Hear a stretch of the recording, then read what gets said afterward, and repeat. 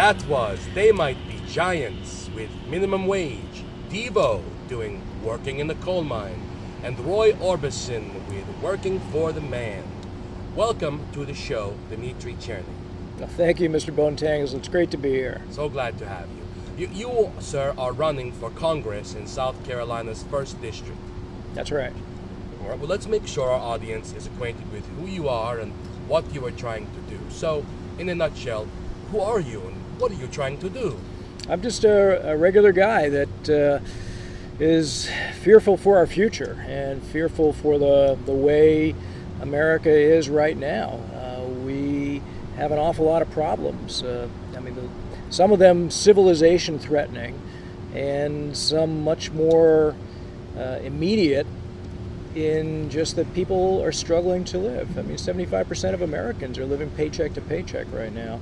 And we need to fix things. We need to provide universal health care and increased minimum wage and things like that, just to make life better for people. Well, that all sounds like a pretty reasonable platform to me, and all philosophies and issues that I am myself concerned with, and it sounds incredibly sane and level coming from a guy who does outreach around the state and around the country. You have an amphibious dinghy. Yeah. It's actually a sailing canoe, and it didn't start out sailing. I made it so it sails, and I have a pontoon that mounts onto the side, and I've sailed it now sailed or paddled it. There's a lot of paddling, about 120 miles or so. And in fact, I'm going to be doing another 3 miles here in another couple of hours over to Daniel Island. But I biked now about 500 miles, a little less than 500 miles. So total trip about 600 miles today. And I've been out on the road, I think today is day 50. And I expect to be out until the end of September and probably end up doing about 1,000 miles and meeting hundreds of people along the way. That is remarkable, man. You must have a killer upper body strength. It's a killer lower body strength. Lower body strength. Any body strength is good body strength. Yeah. And what's the furthest point on the map you've gone to? I'm trying to call it the dinghy. It was just an excuse to say dinghy on the radio. I get to get my kick somehow. Your sailing canoe. What's the furthest point on the map you've gone to? I went all the way down to the furthest southern point in South Carolina, which is in the 1st Congressional District, and that's called Bloody Point on Defusky Island. Let me say it. Bloody Point. That's right. On Defusky Island. Yeah, it was called Bloody Point because there was a bloody attack there Awesome. in the Revolutionary War. So. Oh, amazing. So yeah, I think it's interesting that you are working to unseat another politician who is known for his own outdoorsy travels, that being Mark Sanford, who famously hiked the Appalachian Trail. That's right. Yep, Mark Sanford. Now, he's a buddy of yours? Oh no, not a good friend. We're setting up a forum, so we'll be facing off against each other at the end of October. But we've met a few times. He's cordial, and of course. So seems like a pretty decent guy. But he's made some mistakes in the past, and as I think a lot of us have. I think the people of South Carolina don't seem to mind his mistakes, but the way I look at him is, what has he actually done for the average American over the years that he's been in Congress? And you look at his legislation that he's proposed and voted on, and none of our lives are any better because of it. So that's why I want to go to Washington, and I'll be voting on and proposing legislation that really makes things better for average Americans. Okay, yeah, well, I encourage anyone, listening to the show or watching the show here, don't take our word for it. You're his adversary and I'm a puppet. But just Wikipedia the guy, figure it out for yourself. You got the brain. Look at me, I got a tiny brain and I figured it out. You got a big pumpkin brain.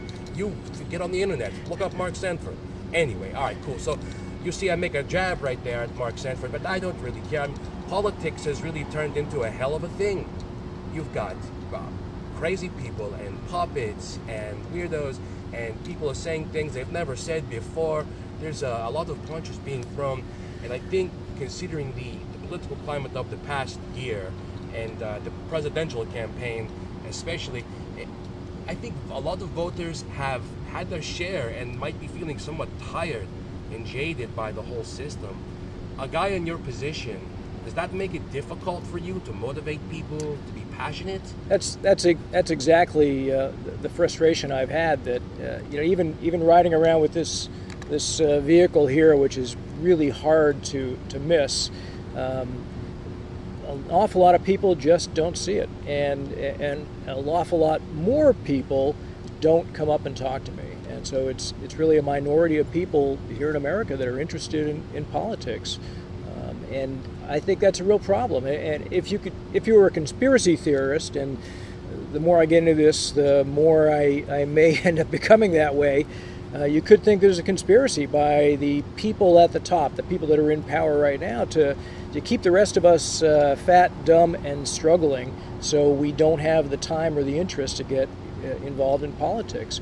But politics, especially what happens in local politics, well, state politics and federal politics, really is the place where our lives can get better or they can get a lot worse. And if you study history, which I have, you realize that the only changes that have happened in America that have benefited the average American citizens have taken place after a revolution of one sort or another, or a big social uprising. And so I look at this year, and I mean, if this isn't a social uprising, I don't know what is.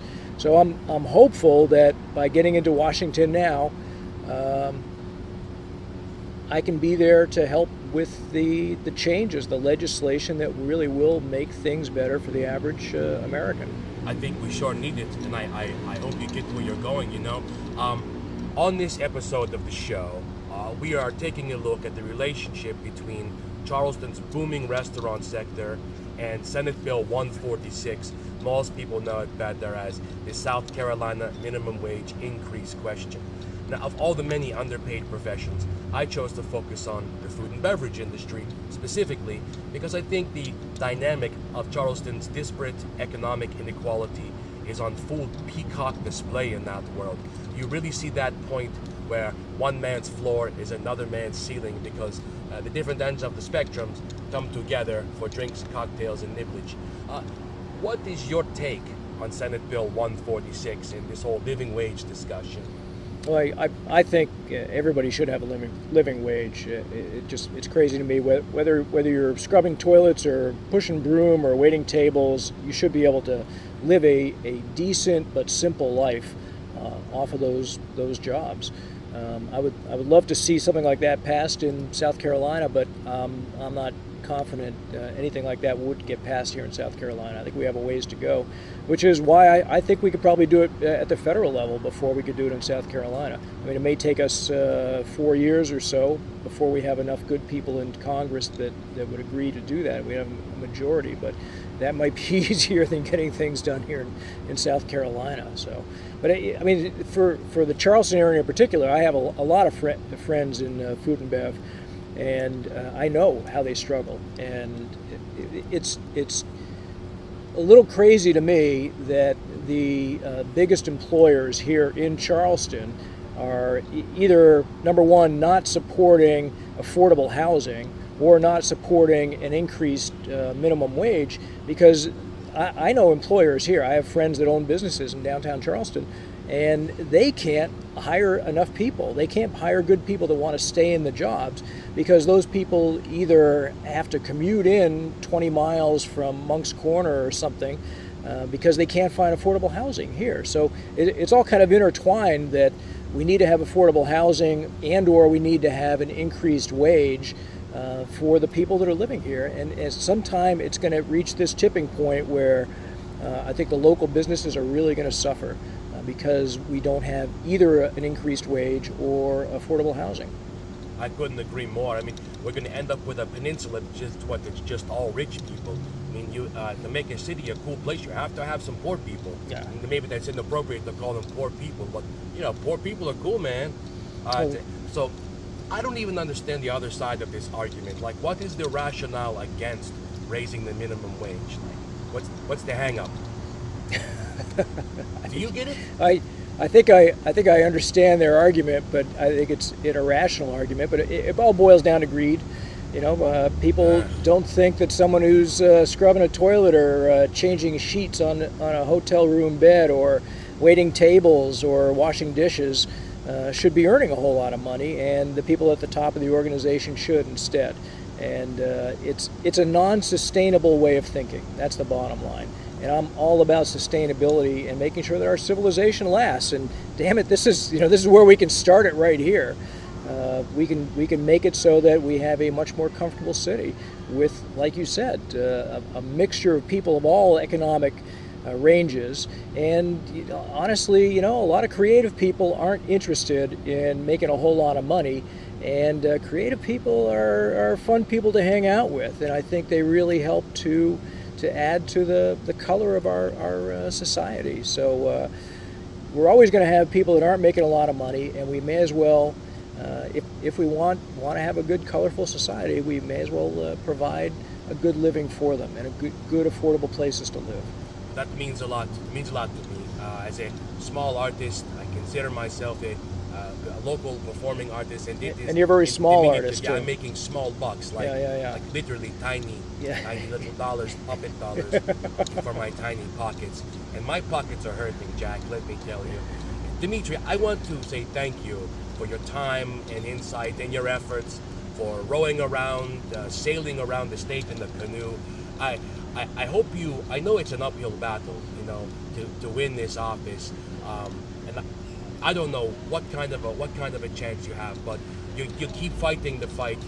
That makes you a brave and honorable guy, and I really appreciate it. And I want to ask you this very straightforward, because I know how politics work.